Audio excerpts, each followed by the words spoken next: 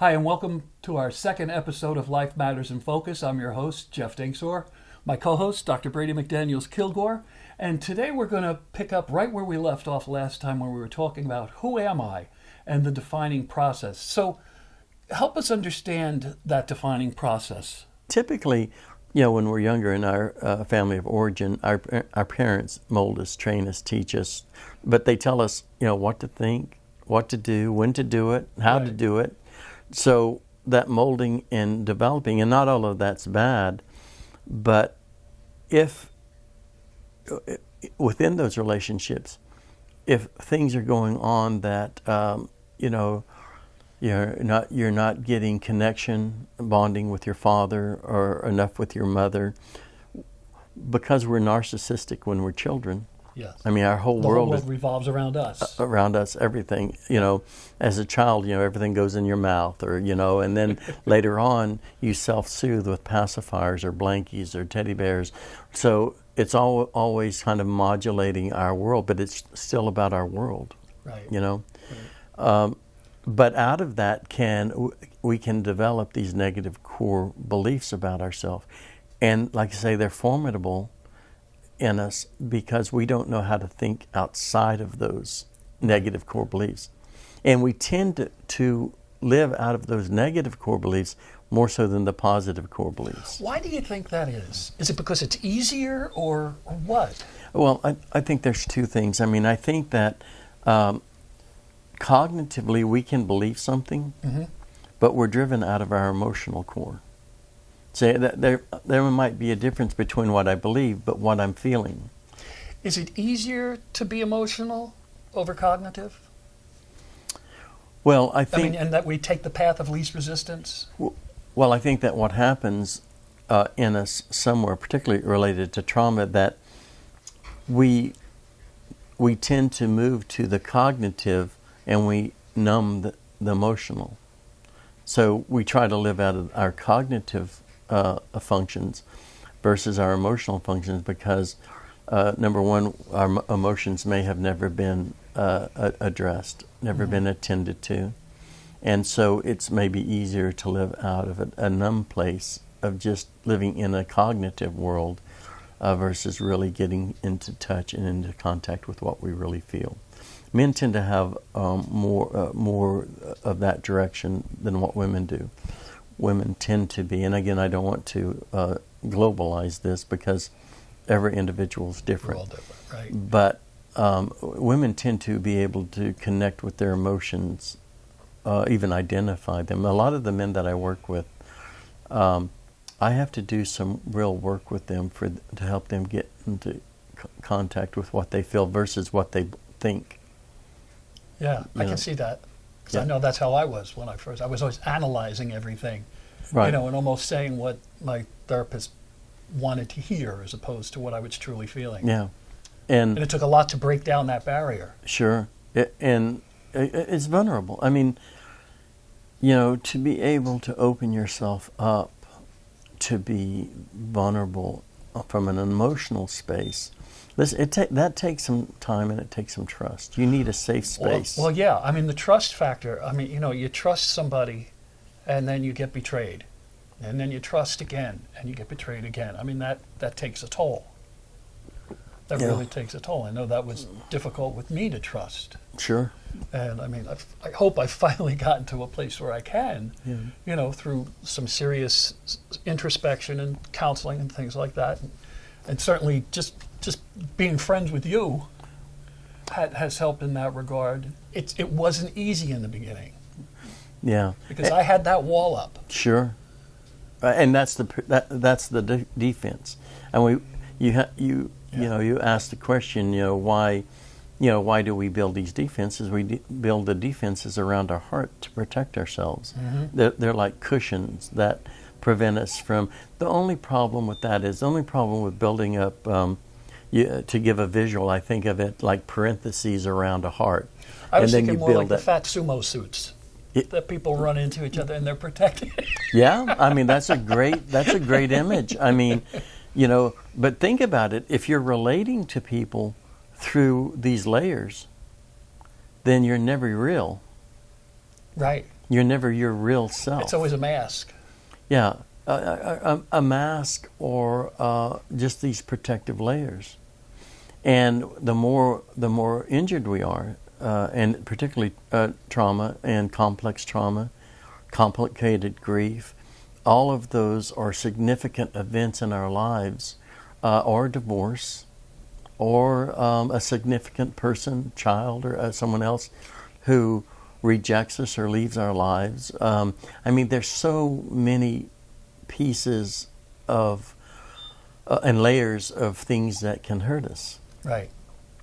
But the real question is, how do we cope with life? Well, that's the $50,000 question. With knowing, how do we do it? Knowing, even in the face of being hurt, how are we able to cope and still thrive?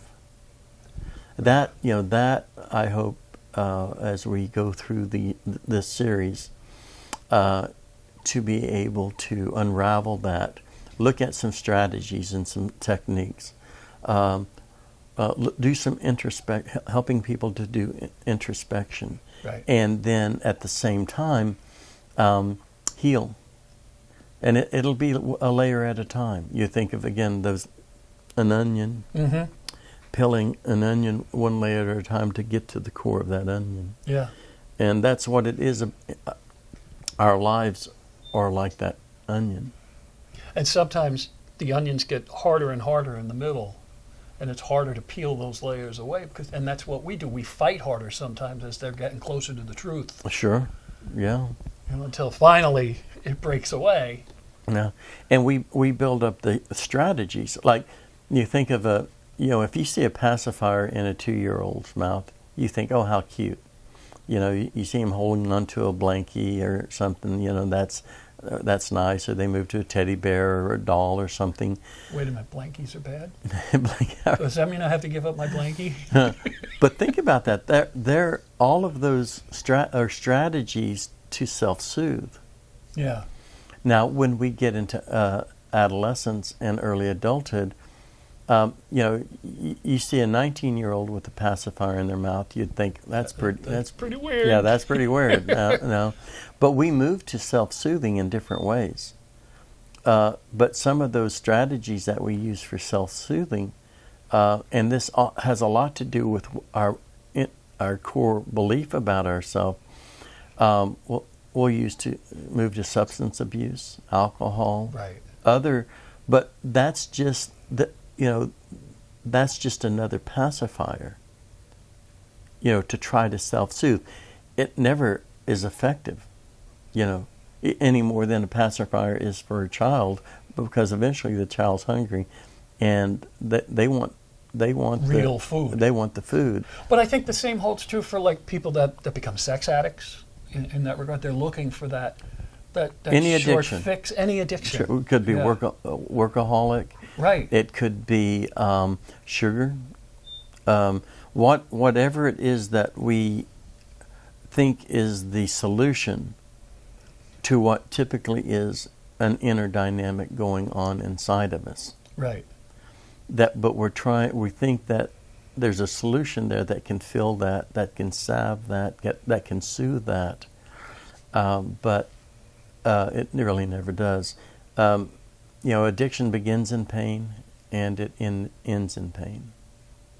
That doesn't matter what the addiction is. Our culture, I just read some statistics not long ago, says that the average adult in America eats 200 pounds of sugar a year. Wow. That's a lot of sugar. That's a lot of sugar. So I think that Pooh Bear would really be happy about that, getting a little of that honey. But no, so it could be, and some of the things aren't as destructive, but you eat enough sugar long enough, it causes cancer, it causes diabetes, the whole gamut. So your health begins to break down. It just, typically takes a little longer time than some of the other addictions. But all addictions, if it's affecting my relationships, if it's affecting my work, if it's affecting interactions in other categories of just normal life, if it's intruding in those areas, then it becomes a destructive pacifier. And the goal is to reach into yourself, I guess, through help and well, I think this is where the true identity really becomes that true sense of self, the true, that if we're asking the question, what type of person am I going to be? Like, I'll just talk for a moment about the positive side. Like, if you were to ask me, Brady, what type of man do you want to be? The things that I would say is I want to be truthful.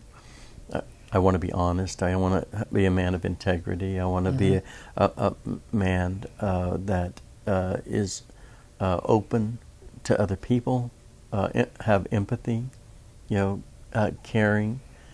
So those are the positive core beliefs that we can shape and that we can write in our new narrative. Right. So if I'm right now, I look at the footprints behind me in the sand, and I'm asking myself, I see what has brought me up to where I'm at, but I kind of discover in myself that I'm not a very compassionate person. And so I'm evaluating, I'm looking at myself, and there may be things that have happened, on the job or with my family that just kind of shine a light that I'm not really being very compassionate. So, for self-development, I'm saying, I really do want to be a more compassionate person. Right. And so I begin to work on that. I empower myself. Well, what would I need to do? And then I create a concrete steps to that. Like when I'm working with people, I'm working with my clients and patients, I tell them that I'm just getting in the canoe with them.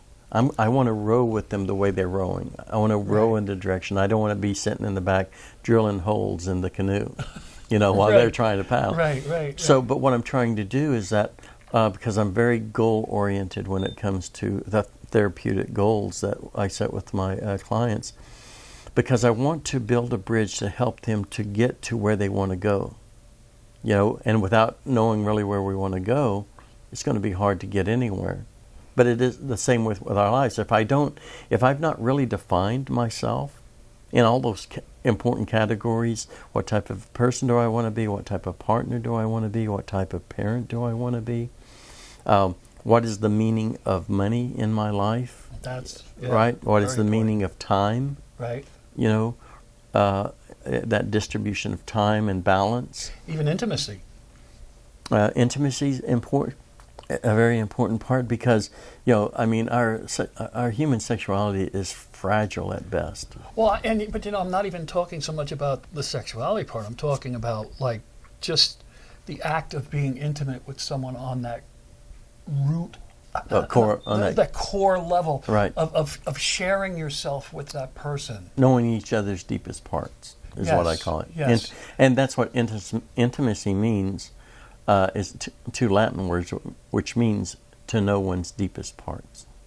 That's great. So that is, but that's the real self. That's ultimately when you're able to define yourself and really know yourself. And the more you know yourself, the easier decisions are made because you're making decisions based on who you are and what your values are. Right? Exactly. So it begins to cut away from things that doesn't fit in my values. So, in wrapping things up for the day, what would your final thought be as we start this series? The most important thing is that the clearer we are about who we are, it's going to lower anxiety and stress, and it's going to empower us to really live our lives in a way that we can really thrive. Because we're living our life, who we are, not based on what other people, not even our society, not what society tells us, not what other people tell us, that we should be, should think, should do, should act, but we really, based on that our true selves, we're really able to thrive for our future. Well, that's a great place to stop for today. Thank you so much for joining us at Life Matters in Focus. I'm Jeff Dingsor. This is Dr. Brady McDaniels-Kilgore. It's great being with you today. Thank you. We'll see you soon.